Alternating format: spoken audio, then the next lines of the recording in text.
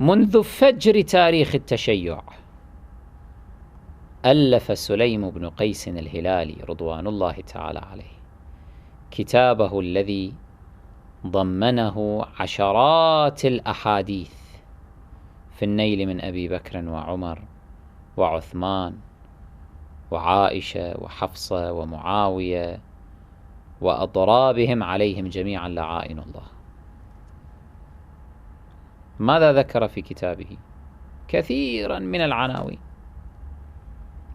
التي تندرج تحتها أو يندرج تحتها كثير من الأحاديث الشريفة في النيل من هؤلاء. ذكر في كتابه أن أول من بايع أبا بكر إبليس، وأن أمير المؤمنين عليه السلام قال ما مضمونه أن مساوي عمر وصاحبه أكثر من أن تحصى أو تعد. راجعوا انظروا في الكتاب. وذكر أن أبا بكر هو عجل هذه الأمة، وعمر هو سامري هذه الأمة، وأن أول من فتح باب الفتنة والبلاء على الأمة أبو بكر وعمر، وأنه ليس من دم يهراق بغير حقه، ولا حكم بغير حق، ولا حكم يغير، ولا فرج يغشى حراما إلا كان عليهما وزره، وأن رسول الله صلى الله عليه وآله أوعدهما النار، وأن إلى ما هنالك من قوادح ومطاعن كثيرة. يحدث سليم عليه الرضوان بهذه الأحاديث فيدونها تلميذه المتلقي منه أبان بن أبي عياش رحمه الله، ثم يستعظمها. أبان يستعظم هذه الأحاديث ويستصعبها ويضيق صدره بهذه الأحاديث. لماذا؟ لما تشتمل عليه من المطاعن الشديدة. فماذا يفعل؟ يأتي الإمام زين العابدين عليه السلام،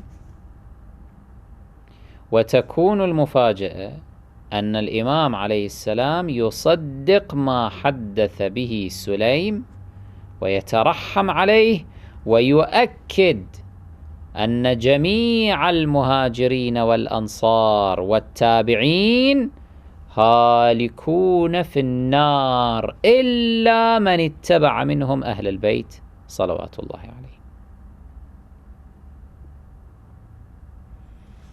يقول أبان عما جرى بعدما حدثه سليم بأحاديثه، يقول فدفعها إلي وقرأها كلها علي، فلم يلبث سليم أن هلك رحمه الله، فنظرت فيها بعده ففضعت بها، يعني استفضعتها وأعظمتها واستصعبتها، لأن فيها هلاك جميع أمة محمد صلى الله عليه وآله من المهاجرين والأنصار والتابعين، غير علي بن أبي طالب وأهل بيته صلوات الله عليهم وشيعته.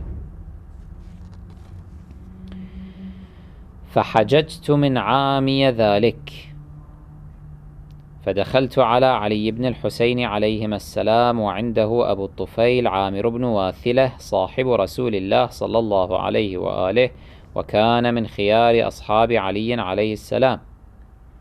ولقيت عنده عمر بن أبي سلمة ابن أم سلمة زوج النبي صلى الله عليه وآله، فعرضته عليه، أي عرضت كتاب سليم عليه، على الإمام عليه السلام، أو على عمر بن أبي سلمة لأنه الأخير فالضمير يرجع عليه، فعرضته عليه وعلى أبي الطفيل وعلى علي بن الحسين عليه السلام ذلك أجمع 3 أيام. 3 أيام أنا أعرض عليهم كتاب سليم وما جاء به من الأحاديث، 3 أيام كل يوم إلى الليل، ويغدو عليه أي على الإمام عليه السلام عمر وعامر، عمر ابن سلمة ابن أبي سلمة، وعامر ابن واثلة أبو الطفيل. ويغدو عليه عمر بن عامر فقرآه عنده 3 أيام، فقال عليه السلام لي: صدق سليم رحمه الله، هذا حديثنا كله نعرفه. وقال أبو الطفيل وعمر بن أبي سلمة: ما فيه حديث إلا وقد سمعناه من علي صلوات الله عليه، ومن سلمان، ومن أبي ذر، ومن المقداد. فقلت لأبي الحسن علي بن الحسين عليهما السلام، القائل هو أبان بن أبي عياش: جعلت فداك، إنه ليضيق صدري ببعض ما فيه، لأن فيه هلاك أمة محمد صلى الله عليه وآله رأسا من المهاجرين والأنصار والتابعين، غيركم أهل البيت وشيعتكم، فقط أنتم الناجون.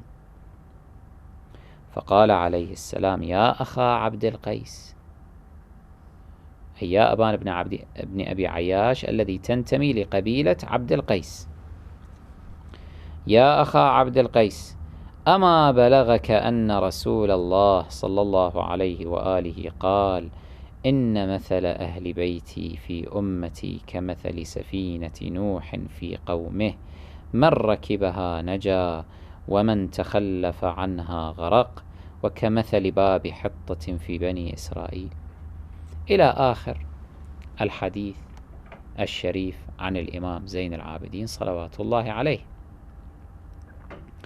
الملاحظة هنا أن الإمام زين العابدين صلوات الله عليه لم ينكر ما صنعه سليم، لم يقل مثلا لماذا حدث بهذه الأحاديث فتألف هذا الكتاب الذي يشتمل على مطاعن شديدة موجهة لأبي بكر وعمر وعائشة ومن أشبه، وهذا لا محالة، هذا الكتاب لا محالة أنه في يوم من الأيام في عصر من العصور سيقع بيد أعداء الشيعة فيتخذونه سببا لقتلهم وسفك دمائهم. لم يقل الإمام عليه السلام مثل هذا، رغم أن تاريخنا أثبت أن هذا المحذور قد وقع بالفعل. لا تاريخنا القديم فقط، أنتم راجعوا التاريخ المعاصر، راجعوه لتعرفوا كيف أن كثيرا من النواصب والإرهابيين قتلونا بسبب ما جاء في كتاب سليم. أو هل تظن أن الإرهابي الوهابي يتحمل أن يسمع مثل هذا الطعن الصريح في أئمته دون أن يفجر نفسه؟ دع سليم بن قيس الهلالي، دعه وخذ هذا المثال الثاني.